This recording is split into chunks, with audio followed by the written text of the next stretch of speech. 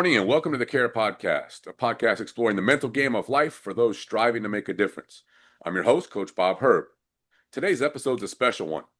I'm sitting down with someone who helped shape the foundation of the Make a Difference movement, a co-author, colleague, and friend, Paul Weinheimer. Together, we co-wrote the book, How to Leave a Lasting Legacy Through Care, and today we're going to dive into the story behind the care framework, his background, and his vision for what legacy really means. So, Paul, welcome to the show, man. It's great to have you here. Well, thanks for having me, Coach Herb, and right back at you as a longtime friend, colleague, and somebody that's making a difference to you as well. Thank you for, like your 100 years in education that you had. Only 30. Only 30. Appreciate what you do. Teachers, I think that's one of my callings that I felt lately is to allow everybody to understand the impact that all teachers make on our students and our kids, and our communities, and our world. And so thank you for your service. Sure. All right. Let's start at the beginning since you brought it up. So can you tell our listeners how we ended up working together kind of on this book, and then what brought you to that moment? Sure.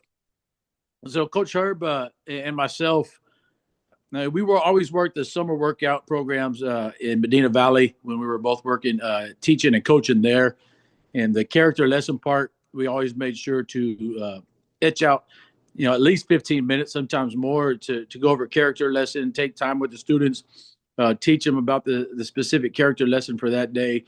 We both fell in love with the concept at that point. Students and players have come back to both of us well after the fact and thanked us for taking the time to do that because it's impacted their life, as a parent, as a community member, as a employee. And so this is something that we've both been passionate about for a very long time and wanted to do together for a very long time. Right. And that's kind of where it started was, I think when we were working together there. Wouldn't you say so, Coach Herb? Sure. That's exactly. I mean, I'm just glad we're on the same wavelength here. All right. So now we're talking about the book that we wrote. One of the most impactful parts of that book and this podcast in general is like the care framework. All right. So you came up with that idea originally. Can you walk us through how it came about and let the viewers and listeners know? Yes. Wanted something that was going to stick and leave a impact for a long time, but also just trying to help at the time, kids, and trying to think about how can we help kids and help them really focus on the things that they can control in life. There's so many things in our day-to-day that impact us that we don't really have control over, but what are the things that we do have control over? How do we respond to those things? And so I really wanted to come up with something to help kids understand it and to make it simple so they can remember it and be able to apply it today, tomorrow, and forever. And that's how you started it. And now realistically, the framework is good. Now, you keep saying kids, but I think the framework's good for everybody. Adults, kids, leaders, business leaders, whatever, right?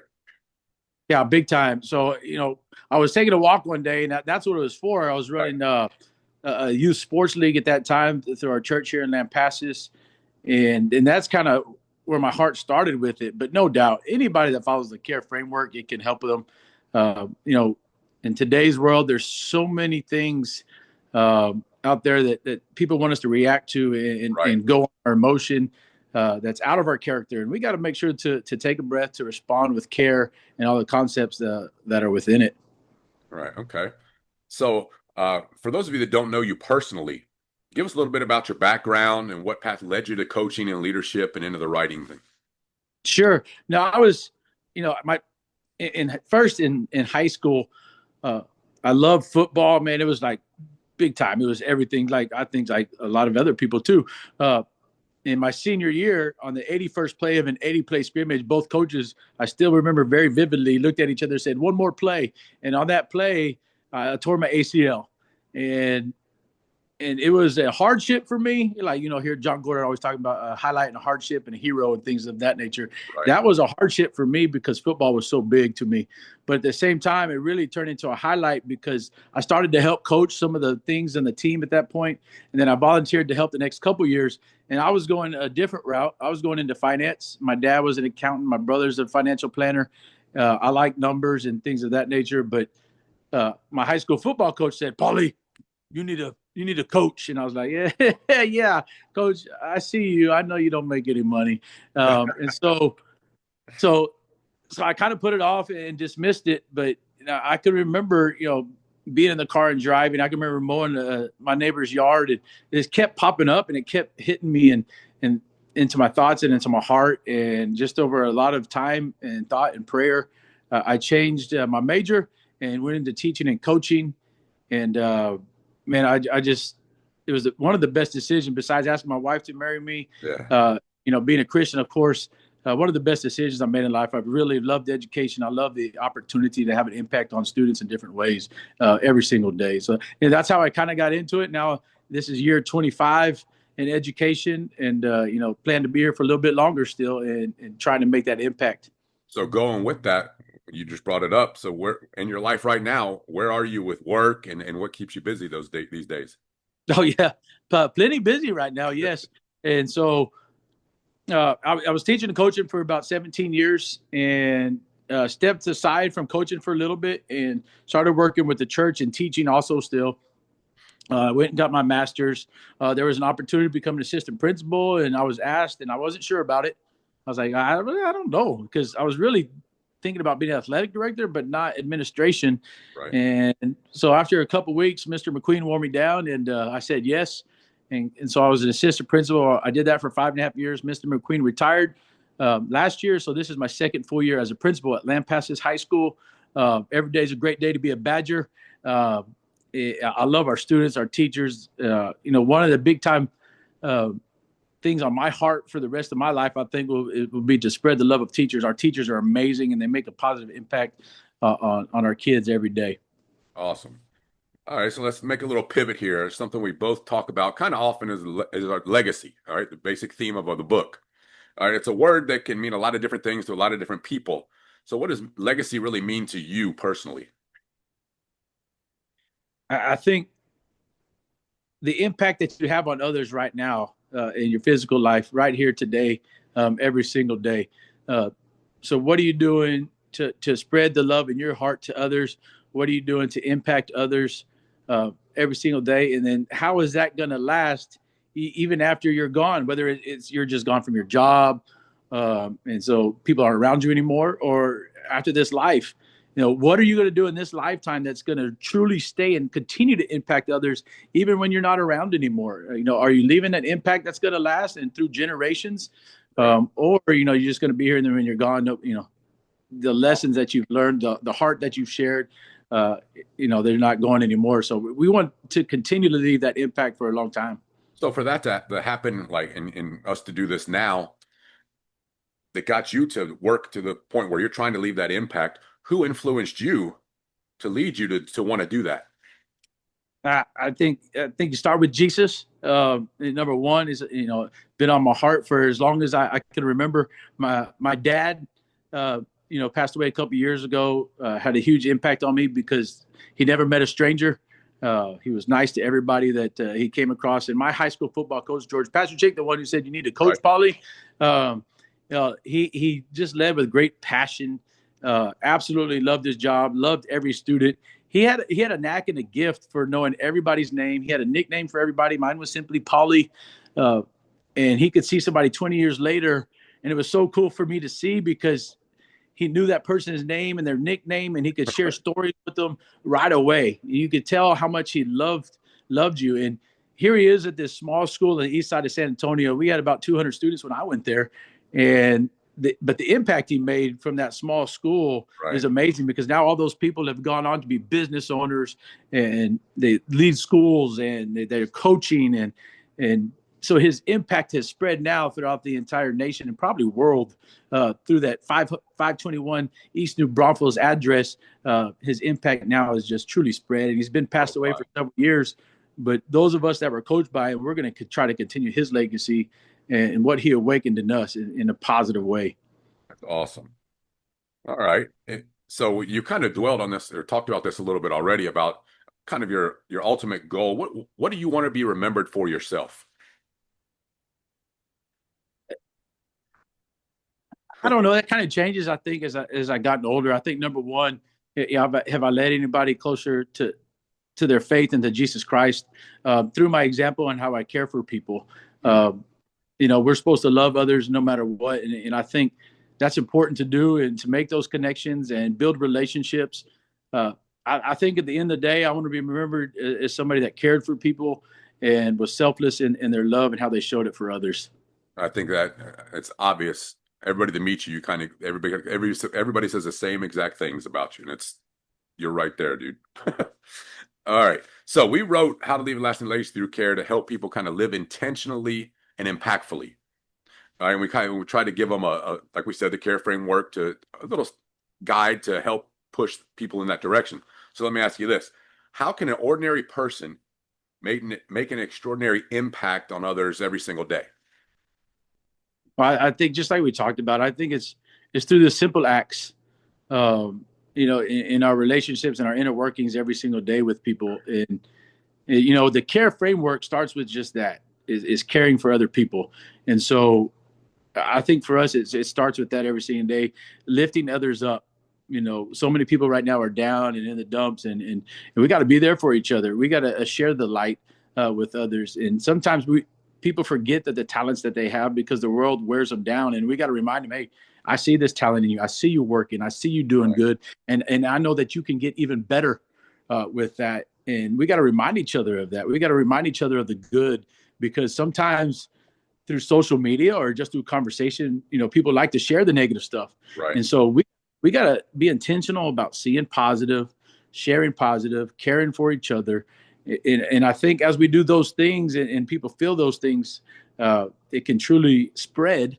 Just like negativity, positivity can spread. And the actions that we have and just the simple acts of kindness we see can make a huge positive difference. And so, I don't know if I answered the question there. Oh, yeah, for sure. That's and one of the previous episodes we had with a quote we talked about was the ripple effect. And it's basically exactly what you're saying. That one small thing that somebody, whoever it may be, does for somebody else, hold a door open, pat somebody on the back, pick them up when they're down or whatever. All of a sudden it spreads, because once they have it, 5 minutes later, something else happens to somebody they know, and they do the same kind of thing for them. So that's how it spreads. I mean, it's awesome to hear it again. All right. Now it's kind of closing out our time on the podcast. Now, what would you like to leave? A message you'd like to leave to people listening, our viewers? I'm gonna put on YouTube, and I'm gonna put it on the podcast also episode on Apple Podcasts. So, a message you'd like to leave with them. How much time do I have to answer this question? You have whatever you need. Well, I think we came up with care to be intentional. So I think we just talk about everything in the word care. And the first part of care is that you truly care for others and you put others first in all that you do. You live a life with great energy to help others. It's not for you, but it's to make the world a better place. And so you care. So you encourage others, you lift others, and you simply show kindness to others every single day. I think the other thing is you care about today. We all have great abilities and talents, and the days that we don't use those talents to make the world a better place and to improve our craft, we let that go by the wayside. So you got to make today your masterpiece. You think of all great artists. Well, what if they just chose not to be an artist? We would be missing these great pieces of art, forever. And so each and every one of us, we got to care for others, but we also got to make sure that we are sharing our talents with the world and choosing to share that and use that energy every single day. And now we get into the word care, we get into the letters, and that C is to compete. God gave us all these great abilities to do things. We got to go out and compete and do our absolute best within that framework. And we got to compete to be our best. So if I'm competing to do my absolute best today, my absolute best tomorrow is a little bit better. Right. And if I can, you hear a lot of people talk about that 1% better. If I could just get a little bit better every single day, now if I do go against somebody else, I'm in a better position to succeed anyway. And the message to our young people is do that consistently. So compete every single day for a long period of time, and you're going to put yourself in a great position to be successful. And I've been thinking about that a lot lately, that competing, that persistence of that over time, how important that is. And then to do that with character, to teach our young people and to everybody, hey, do your absolute best, but also do it without cheating, do it without taking shortcuts. AI is a great thing, but you got to use that the correct way. You can't use that when you're not supposed to use it, so that's an example we give to students, obviously. But compete, do your absolute best every single day, and do it the right way. Do it with character. So that's the C. The A is your attitude. And that you go to that poem, it talks about attitude is 90% your choice. And it's so beautiful. We have the choice every single day. I like to use the example of, the shoe. The dog can pee on your shoe, and you still have the choice, though. You don't have to be pissed off about being pissed on. Even that's your choice. You could go about your day, and there's your shoes a little wet. You can make jokes about it with your friends. You can talk to your friends about these cool new logos on your shoe and how awesome it is, and everybody needs to have it. And so it's still your choice. If there's bad circumstances or things are not going right, you can still choose how you live through that. And I think that's very powerful. And so the attitude of gratitude really helps that. When you're thankful about today, you're thankful for the things that you do have. Again, so many times the world tries to beat you down. They try to tell you all the things that are wrong or that you don't have or that you can't be successful. And when you have an attitude of gratitude, it says, I'm thankful. I appreciate the good things that I have. I guarantee somebody's life is probably a lot harder than yours, a lot worse off. So think about the things that you have been given. And then also through that, like we talked earlier, you have been gifted with great abilities. You really need to set high goals for yourself and work your butt off to go achieve them.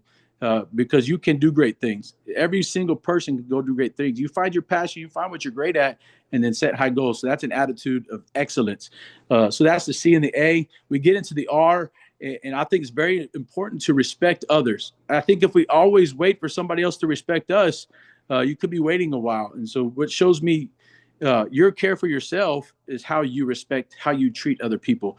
And so I think it's first important to respect others and be intentional about that. And then be responsible, accept responsibility. Don't transfer blame when things aren't going well. And so, that's the R, is to respect others first and to make sure you're being responsible for your actions. And then the E, don't just be here every day, but be here every day and have that energy about you. So engage with enthusiasm every single day. Don't let a day go past that you're not truly living and showing God that you're grateful for it. So I think it's just all of those things together. And really thinking about those things. And I think I was excited when one of my daughters came and told me about the book. And she said, Dad, it's great because it asks me questions. It really gets me to think about it. So the book impacts everybody differently because it's really to impact you as an individual, a specific person. It's not just a general thing. It's really written for each and every person that reads the book, and truly hope it impacts others and it continues to impact for a long time. All right. I mean, you summed everything up great. The care framework and what it's basically used for, how things can make that change throughout the world just by following basic guidelines and setting one person sets that example and how it spreads and spreads and spreads and makes the change, the difference that we talk about, the Make a Difference series. All right. It's been awesome talking. Thanks for tuning into the Care Podcast, all the viewers and listeners. Be grateful, keep working, and look for great things in everyone and what you do. Don't forget to subscribe and tune in next time for more explorations in the mental game of life. I'm Bob Herb. Have an eventful week. Thanks. Thank you, Paul. Thank you.